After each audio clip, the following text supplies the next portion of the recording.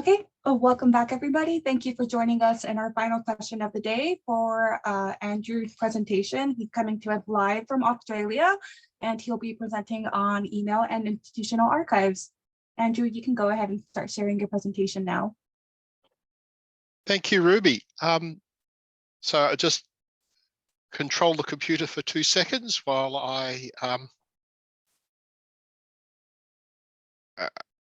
I'll share my screen. Just make sure I share the right one. Can you see my screen? Yep. Excellent. We have the technology. Hello, my name's Andrew Waugh. I'm speaking to you from Melbourne, Australia. It's just getting light out the side my window. I'm speaking to you from the lands of the Bunurong people, and I wish to acknowledge them as traditional owners. I'd also like to pay my respect to their elders past and present, Aboriginal elders of other communities who may be here today. I'm going to talk about work we've done at the Public Record Office Victoria on archiving the government email of government. Hang on. That's better. But first, who or what is PROV? PROV's the State Archival Authority for the Australian state of Victoria. As a state archive, we deal with the records of the state government, setting standards for records management in the state, and running the archive for the records of permanent value to the state of Victoria. We're only interested in government records. In understanding where we're coming from with email archiving, it's important to understand our mission. We are not a collecting archive, by which I mean we do not collect private records or corporate records, even of notable Victorians or large organisations. Our job is simply to ensure the records of government decision-making and key functions of government are preserved. It's important to understand that the decision-making is not usually vested in individual people, but in small and large groups of public servants in agencies. This might be, for example, the C-suite, or it might be policy developers, or it might be caseworkers. So why are we interested in email? Most government agencies run a large corporate record-keeping system. Several years ago, at a PROV-hosted event for state records managers, we had the Victorian Auditor General and the Victorian Ombudsman speaking to them about investigations.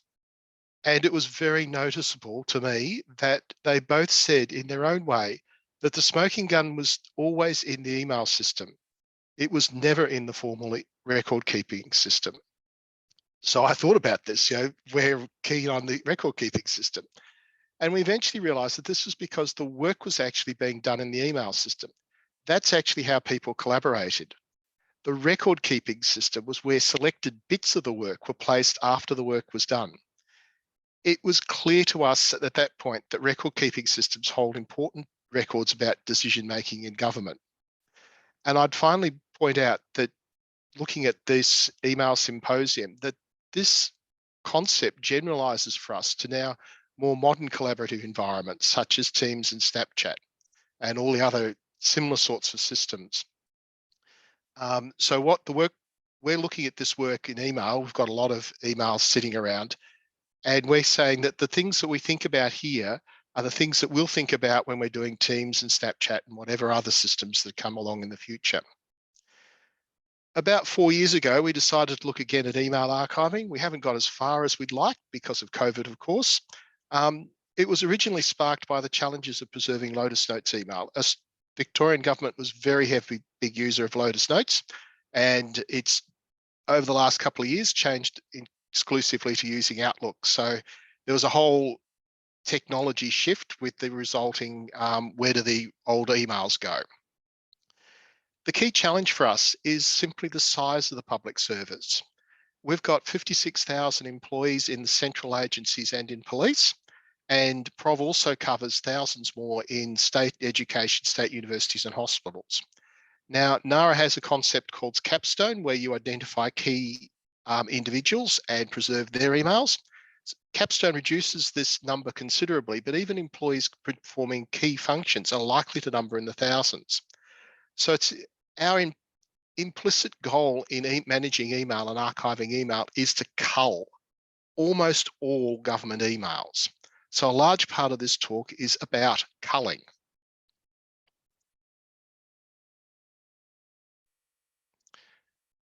So what have we done? What's our email project?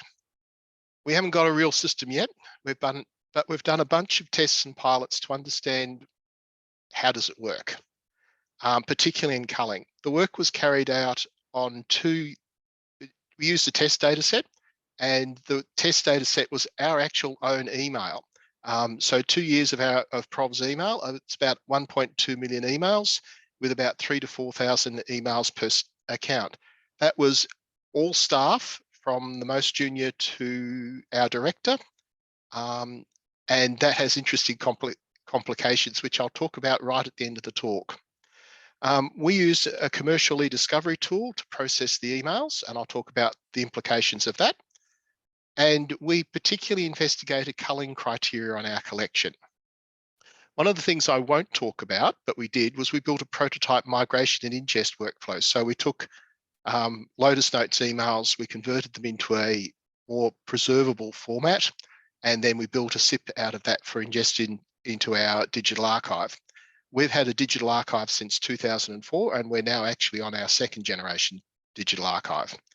The project is ongoing. As I said, it was delayed quite a bit from COVID because we were all working from home and it was difficult to do, and we had other things to worry about, but we're starting it up again.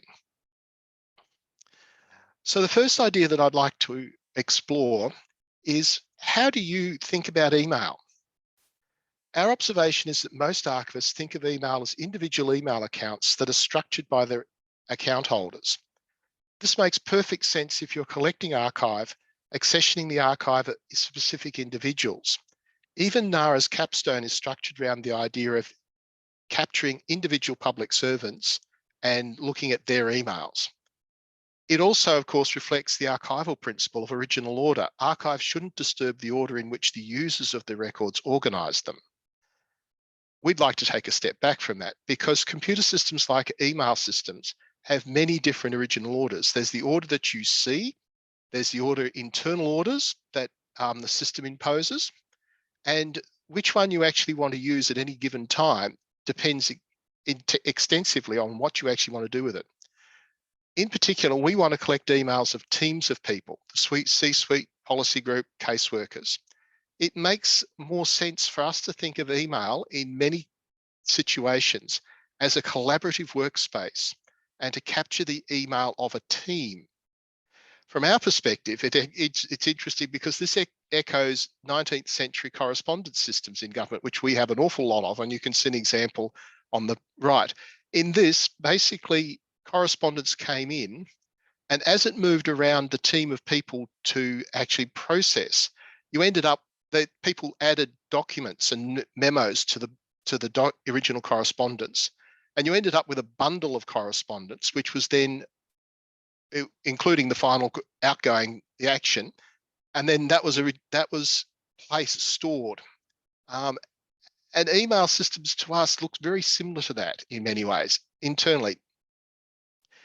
You can still, even if you handle them as correspondence systems or similar in other ways, you can still present the emails that you've collected as individual accounts. It just depends on what you, how you've culled them. And this again gets back to the idea of culling.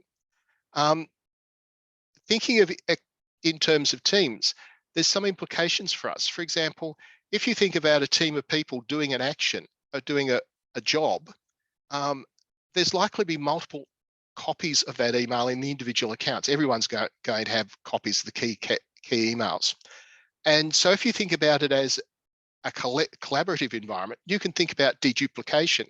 So when we looked at Prov's email, for example, we discovered that you could get rid of about 40% of the email just simply by saying, we've got one copy of this, we don't need to keep another one. The other interesting thing is that you can look at getting restoration of missing emails. So for example, an important email came into a member of staff, they decided for whatever reason to delete it. The original sender might still have it, or another recipient might still have it. And if you think about it as a team, then you can actually restore the missing emails.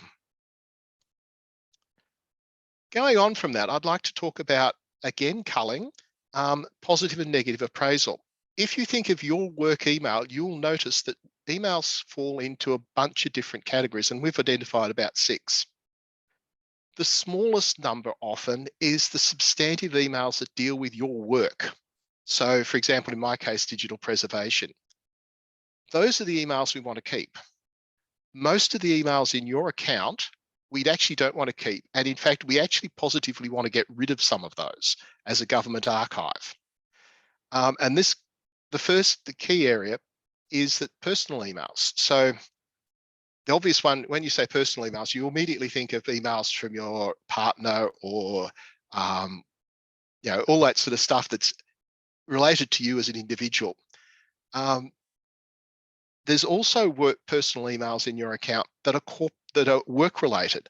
And you think about the emails that you send to your boss or your subordinates about HR matters, leave, performance evaluations, those sort of things, illnesses. We actually actively want to get rid of those personal emails, even from the accounts that we want to keep, because 2 reasons. One's in they're personal and that we don't want to keep those, but also because they're personal, they actually mean that the records will be closed to public access for a very long period of time until they have become essentially non-personal. And we don't want to have to do that because it effectively locks up the records. So we want to get rid of the personal emails. There's also a bunch of emails in your account that actually are work-related, not personal, but are junk. Certainly junk in terms of keeping for long periods of time. So there's a bunch of social emails, we're having lunch, there's a competition going on, or, that sort of stuff that just oils the wheels of the organization. There's a huge amount of administration. So for example, here's a new process. Here's we're getting new office chairs. What do people think? What are the important issues?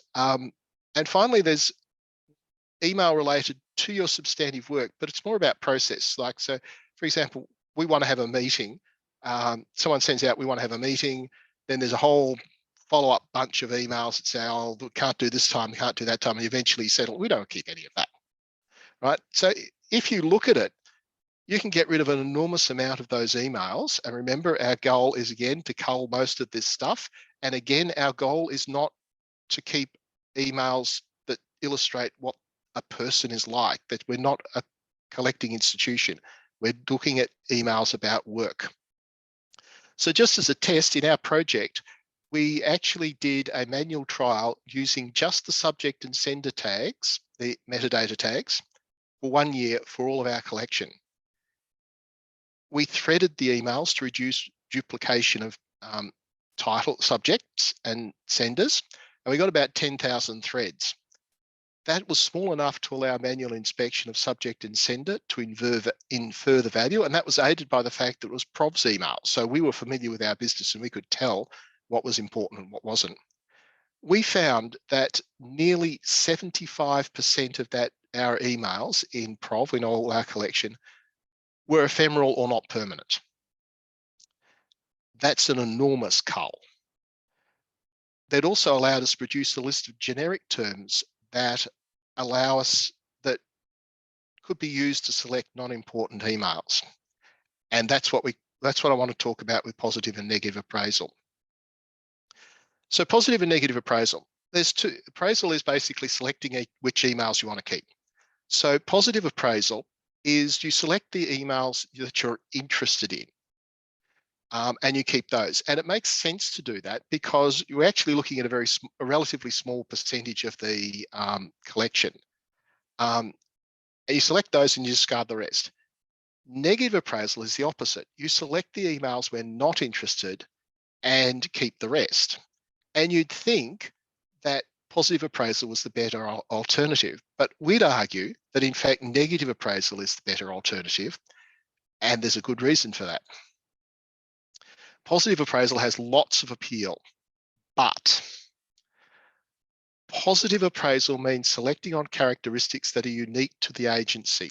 So when we're looking at Prov, we're looking at records that deal with the work of us as an archive or us as managing record keeping. Those characteristics, when you look at the emails, are very different to the characteristics of the important records in the police force, for example, or the important records in education or health or public services. They're very specific.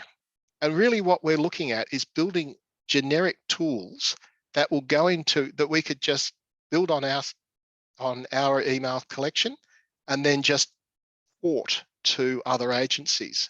And ideally, what we'd like is, we don't know much about building appraisal things, particularly as AI, with the dreaded word AI comes up. We'd like other people to do that, and we'd like just to use those tools. That doesn't work for, we don't think that's going to work for positive appraisal, because the characteristics that you're selecting on are so unique. Negative appraisal seems to be much more useful. And again, this builds on the work we did with actually culling our email collection. So the idea is that the characteristics of the email that you get rid of because we're not interested in are much more likely to be shared. So for example, you could imagine the characteristics of personal email are common across all of Victorian government, are common probably across all of Australia, and may even be common across the English-speaking world. Similarly, if you look at general admin or HR type stuff, again, similar characteristics, doesn't matter which agency. So we think that a negative appraisal has a much greater scope for generalizing automated tools across agencies, across jurisdictions. So you build one tool to identify personal email and then just deploy it. In particular, as I said, we're thinking the dreaded word AI. And the key thing about building AI tools is to build a training set and to build sets to actually do testing. And the tool and the sets have to be have to be representative of all the thing that you're going to run the tool on. And so we think that this idea is particularly valuable for building training sets. We're trying to find someone at the moment in Victorian government who's interested in building AI tools and see if this actually makes sense for them. The next idea I'd like to float is the concept of threading emails. And this is not about culling per se. This is about actually, well, it is about culling, but it's actually also about how you present emails to researchers. And threading, we found, it was such a useful thing that we're surprised that people actually don't use it more often. So threading in email is basically a fundamental part of the system, all systems implemented. So when you use reply or reply all, the system automatically includes metadata in the reply that links it to the email that you're replying to.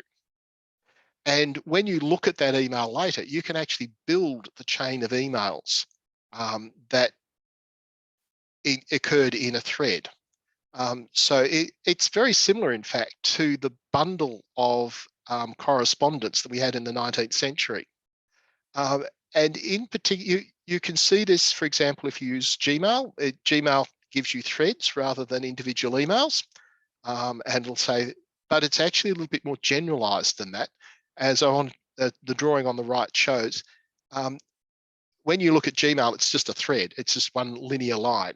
Whereas in fact, if you look at real threads, they're actually tree structured, because what happens here is, for example, you send out to a bunch of people and several people reply to you. And so you get branches in the tree. Now, if you think about this, the concept of threading, it's actually brilliant for researchers in the future, because what they're going to do is all they have to do is find one of those emails in that thread.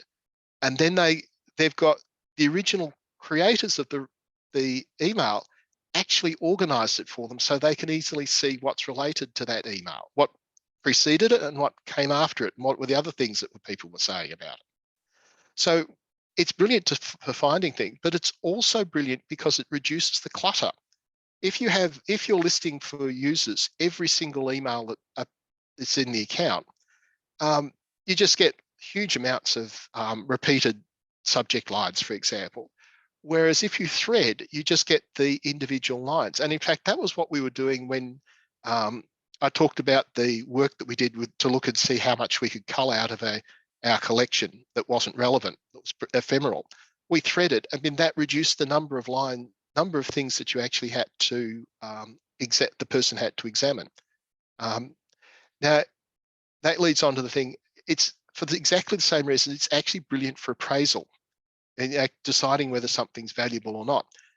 It reduces the number of decisions that you have to do. It reduces the clutter. But also, and this gets specifically into the concept of automated tools, it increases the information available to the tool on whether this information is relevant, or this thread is relevant or not. Instead of looking at one individual email, you're actually looking at all of the emails in a thread. That increases the amount of information. It makes it more likely that the key characteristics that you want to keep, you're trying to identify, are actually in the thread. It also means that if you're doing appraisal on this, there might be emails in the thread that don't meet the characteristics that you're looking for. If you're threading, they'll be included anyway. If you're not threading, they might be disposed of. So we think threading is such a brilliant idea for both presentation to researchers and doing appraisal and selection that we would really encourage people to think about it. So we actually did, of course, some tests of appraisal, threading, and just to see how it worked. And we actually used several different threading techniques. We used the e-discovery tool. We actually wrote our own threading algorithm to try it again. And so I can talk about both of those. The positives was there was a very impressive reduction in clutter when viewing email collections. We found that there was a 60% reduction. We deduplicated the email collection, then we threaded it, and we found that over the deduped collection, there was a 60% reduction in deduped emails with an average thread length of 2.5. This meant that even manual appraisal felt more achievable in what we were doing. As I've tried to say, we think that threading would be useful even if you were looking at email as account by account. That you can still thread, of course, because you might miss a couple of emails. And one of the really interesting things is that threading actually gives you enough information to identify that there are missing emails and where they come in the chain. The other interesting thing was that threading was actually very cheap to implement. It was quite easy to thread an entire collection of Prov's emails over a year, or even on a small computer. So we actually found the whole thing was really brilliant. It was really worked well. There were a couple of negatives though. The first one was the concept of thread drift. So this is what happens when you send out an email and some person decides to respond, but not on the topic of the email. So they'll just use the same list and say, oh yes, but also this thing. And so threads can change topic over time. So you won't just get, the thread might not just be one particular thing. You can also have concept of thread breaks. So this is very typical. You send out an email, the thread will happen for a while, it'll die, and then you'll end up, and then a couple of days later, a week, you might send out a new email on the same topic, and you'll start a new thread. Well, the other thing that will happen is you'll send out an email and people won't reply to it. They'll actually create a new email to reply to it, and that the threading won't work there. And in fact, both of those things are really interesting because you can see that happening in the original 19th century correspondence systems that we looked at, that we have it as well. Exactly the same concept, exactly the same issue. Technically, threading is harder than it should be because there's a standard for threading in email threading, but not all systems actually implement it. For whatever reason, we don't know why, they use their own metadata to actually indicate threads, and you just have to deal with that. There's a bunch of different things. We should also notice that threading is not itself a useful thing for culling because the length of the thread does not indicate importance. Our longest thread that we found had 335 emails in it, and it was all about replacement of our office chairs. If you ever heard of C. Northcote Parkinson and his laws, one of his laws was the amount of discussion time in a meeting was inversely proportional to the importance of the topic. And this is exactly the same thing, because if you ask about office chairs, everyone has an opinion in the organisation. If you ask about something specific, then only the specific people reply. Threading lead on to the concept, and again, we're looking to the future here. We couldn't do anything about this, was the concept of super threading. And again, coming back to the idea of AI. So super threading was the idea that, well, we've got these threads.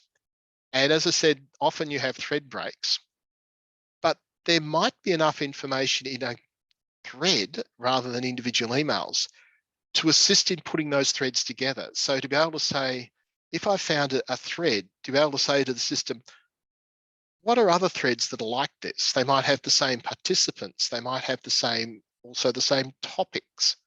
And because there's more information in a thread than an individual email, super threading should work better. It's for the future. We'd love to be able to do a bit of research onto that. I'd like to change gear a little bit and now talk about some of the tools we used. And particularly, I'd like to start off by talking about the e-discovery tool that we used. Now, e-discovery tools are commercial products. They're used in legal work to examine collections of data such as email. Typically, the name comes from the legal concept of discovery, where you're having a court case and you're suing someone, for example. And the first thing that happens is that your lawyers get together and they say, let's search through all of our collection of information and find the relevant information. So if you're being sued, they'll go through your email system and they'll find all the relevant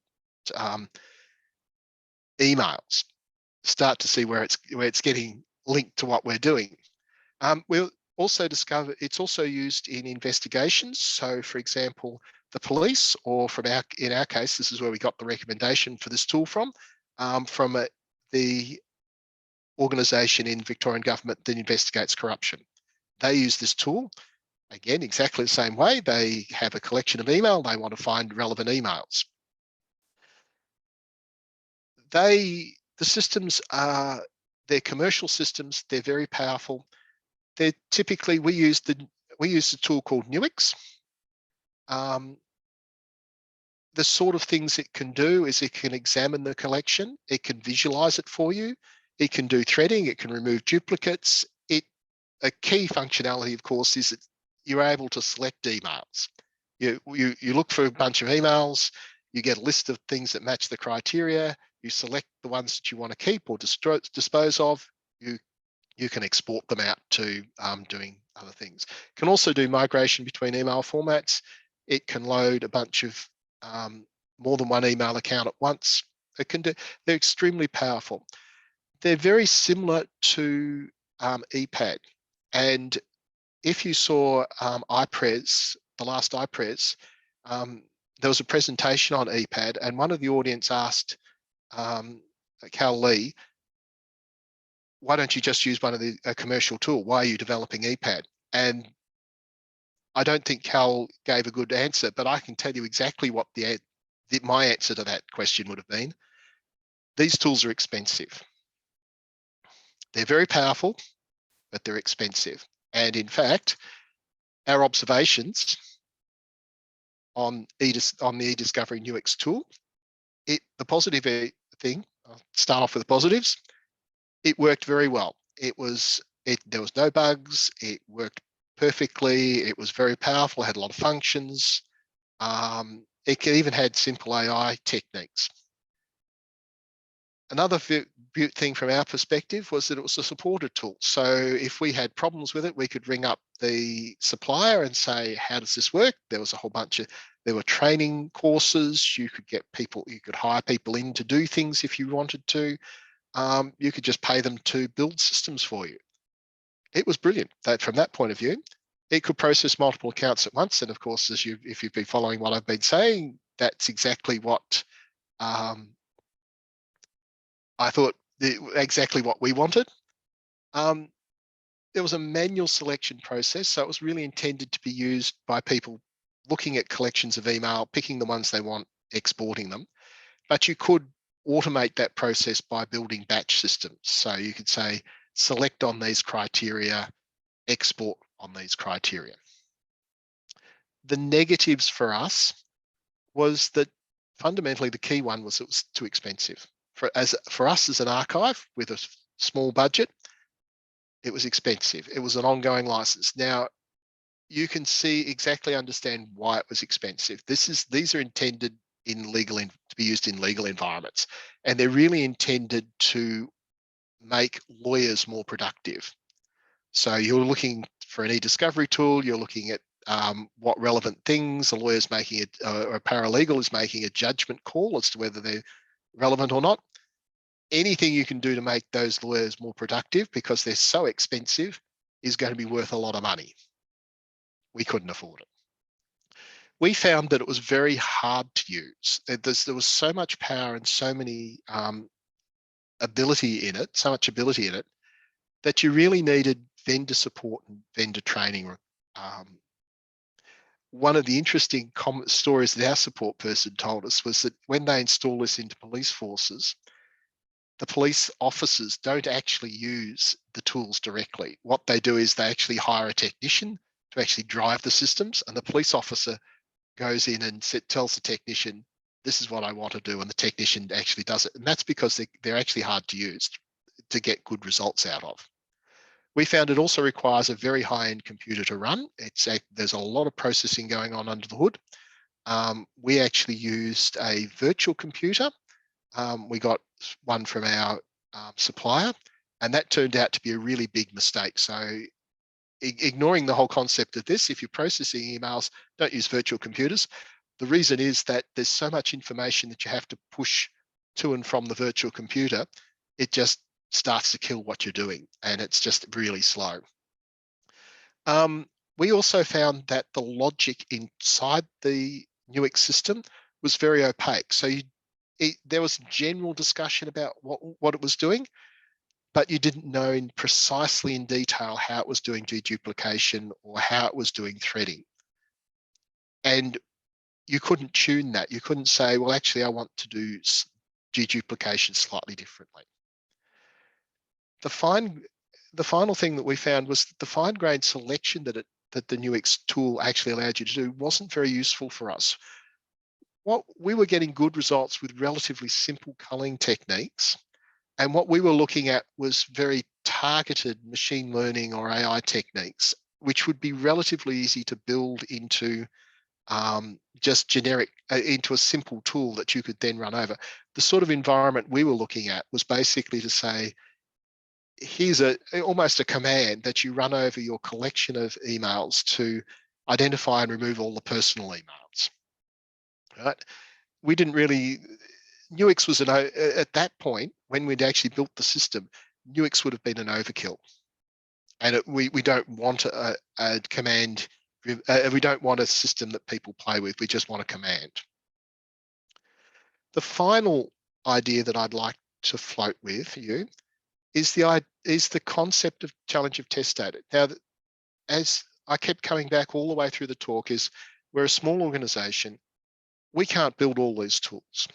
What we'd like to have is for a community, including ourselves, to build individual specific tools that, depending on how you do, what your skill sets are, and share them. And ideally, we want to share them locally, and we want to share them in Australia. We want to share them internationally. In order to build those tools, though, the tools have to be, you have to have a representative set of test data. So for all of that test domain. So how portable is our personal domain? I've talked a bit about that with positive and negative appraisal. But fundamentally, in order to build those tools, you need test data. Now, how representative is that test data, the test data that you're using? And for example, a lot of people use the Enron test data. It's a large collection of email. But we actually looked at that and said, how representative is that data set that's sourced from a large US corporate 22 years ago? How representative of that is that of a modern Australian state agency, like Public Record Office. There's no reason why it should be representative at all. So you really need to look at your more representative email collections. And then, of course, the challenge is sensitivity and privacy of the email collection. And particularly if what you want to do is you want to give these tools out to people so they can try it on their own email and see if or their email collections that they're processing to see if that actually works. So as I've said earlier, we actually for our test data, we used our own emails for 2 years. That was all staff, all email for 2 years. Think about that for a minute. That's very clearly sensitive. It's both sensitive from an organizational perspective. We had the emails of all our C-suite, including the director. It's also sensitive from a personal perspective. We had all the emails of all our colleagues. I'd like to, first of all, before I go any further, was acknowledging the trust that our colleagues and our management placed in the people doing this project. We could have looked at anything. They trusted us, and that was I was actually very, very proud of us and our organization that we're actually able to do that. In order to do that, to get to that place of trust, we had to do a number of things though. It required very clear communication with the staff and with the management about exactly what we were doing. So we talked about the project, we described the functions we were doing, what the processing we're doing. We also limited how we were using the collection. We self-limited it. So what we did, for example, was we said to the staff and the management, we will not look at the body of the emails when we're processing the whole collection. We'll only look at the metadata associated with the header. And so that's, for example, why when we were culling emails to see how many were not relevant right at the start, we looked at the subject and the senders.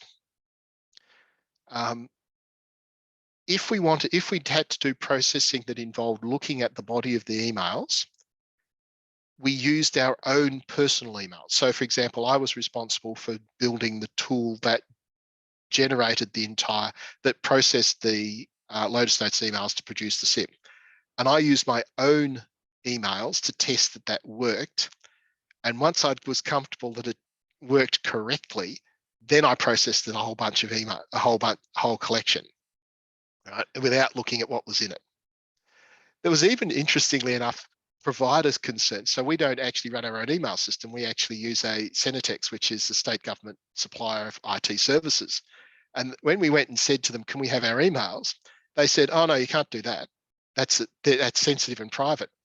And there could be leaks and all sorts of stuff. And we actually had to go back to them and say, A, it's our own email, but also we're the state archives. We hold very, very sensitive and secure information, even IT information, and we're used to doing that. So, and it's actually our job. So we can do this. And they said, oh, all right. But the final thing to think about with this is we've got our test data set, and it's an ongoing process. We're continually we want to work with it now, and we're having to renegotiate the concept of privacy and sensitivity with our staff.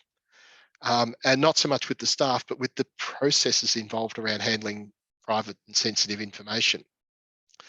But ultimately, we can't share that information, that test data, with anyone. We can't give you it. We can't even, so you can't reproduce exactly our results. We could talk about what we did, but if you want to try it yourself, you have to find your own test data. I think that's a massive challenge for actually progress in managing, manipulating and archiving emails. Where are we going to get the test data that's going to allow us to actually move forward, as a community? I don't have an answer to that, but I just raise it as a problem that we found when we were doing this. What are the takeaway messages that I hope you have heard from my talk? I think a key one is the purpose of your archive will change how you think about about archiving email. We think about archiving email, it's a collaborative workspace. We want to get rid of almost all of the email that we're coming in, even of the people who are making decisions. That's very different if you're a collecting archive and what you're doing is you've got a person of interest and you want as many of those emails as you possibly can because you want to understand the person. We don't care about the person. We want to understand the decisions. I want you to think about the concept of positive and negative appraisal. We think that negative appraisal in particular, selecting the emails that you don't want to keep and getting rid of them, particularly in our environment where we want to get rid of a lot of emails, and we want to do that in a generic way that's portable across many jurisdictions and many, possibly even many countries. We think that negative appraisal is the better way to go because it's a lot of those things, the characteristics we're making the decision on are going to be shared across many, many organizations, whereas the specific characteristics that we want to keep aren't going to be shared. We absolutely want you to think about the concept of threading in it, not just for processing emails and culling them, but also in actually accessing them in future by researchers. Threading's a wonderful thing. It's actually in the system. It's a original order that the system itself places there. It reflects how the people, it is created by the fact that the people actually process emails in that specific way, in a specific way. We think it's a wonderful idea. It doesn't mean that you have to present the emails as threaded. You could still present them as the original order users saw them in subject folders. But once you found the thread, you can actually present that in a different, to allow the researcher to actually explore what the user actually did. And of course, that leads on to the possibility of super threading, where you can link together threads.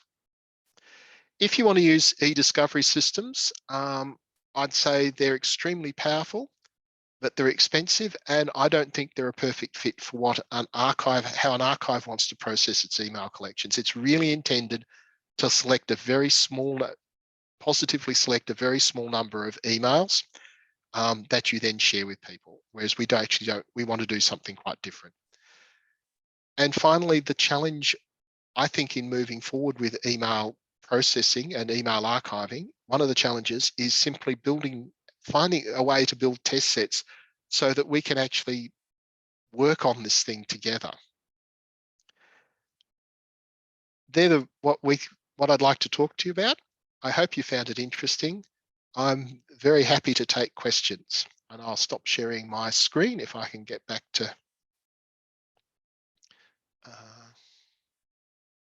sorry.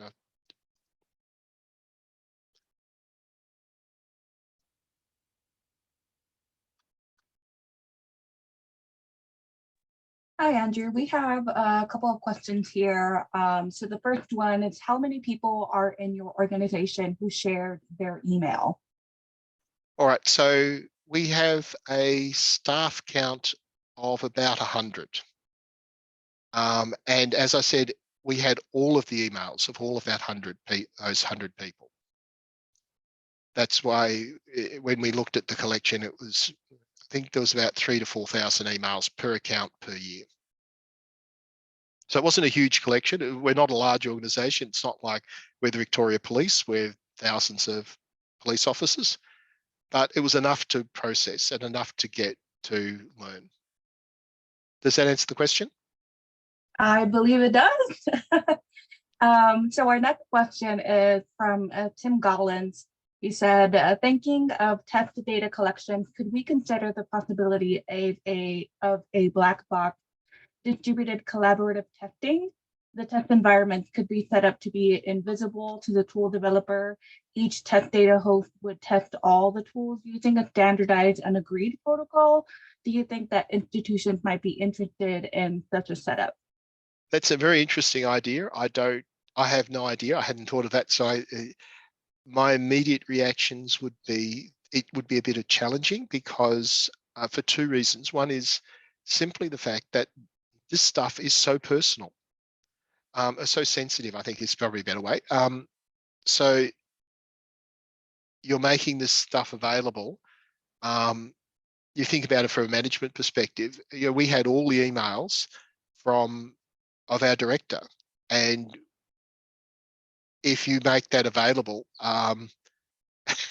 there's always that the thing, can someone break that back box?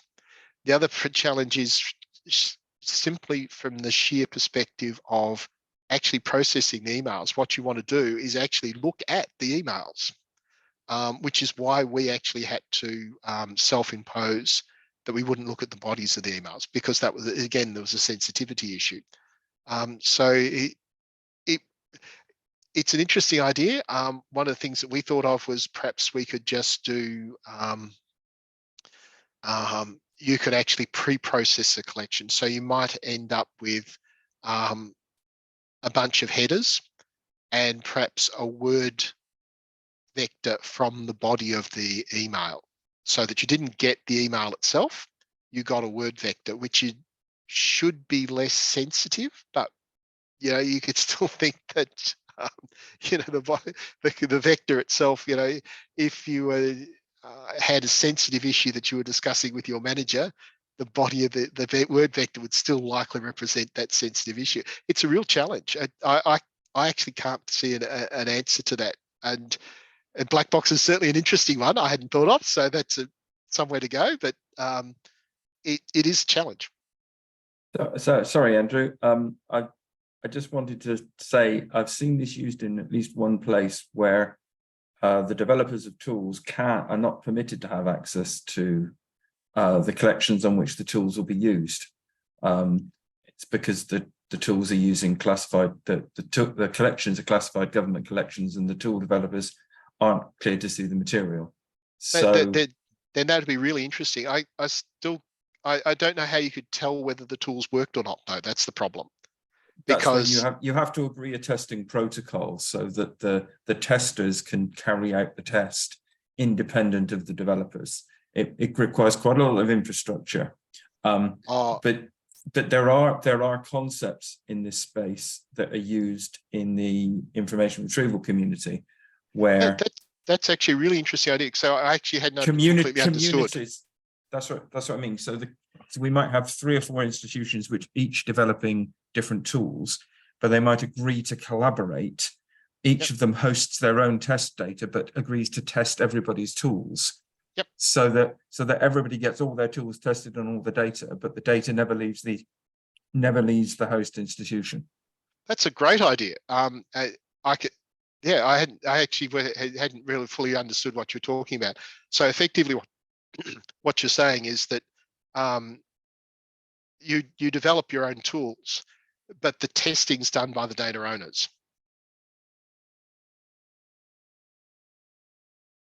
Hello? I'm sorry, I didn't give the permission. That's okay. A little too soon. That's a really interesting idea. I'll ask one more question and then we'll go ahead and close out the session. So did you have the test email owners look at your appraisal decisions to see whether they noticed obvious gaps in the record or any personal info that was missed? Sorry, could you repeat that? It got cut out a little bit. Oh yeah, sure. Said, did you have the test emails owners look at your appraisal decision to see whether they noticed obvious gaps in the record or any personal info that was missed in the No, we didn't do that. That was one of the things we thought about. As it happens, the person who did the examination of was our records manager. So she was very, very familiar with not only our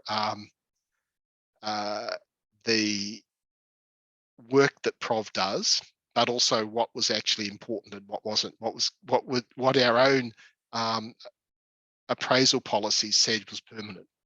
So I'm very confident that she actually made the right decisions. But it was still an interesting thing that we were thinking about. But of course, it's such a small organization, we're so busy that we felt that simply getting people to allow to do their own, to rework over their own emails was actually a bit much of an ask. Something for the future.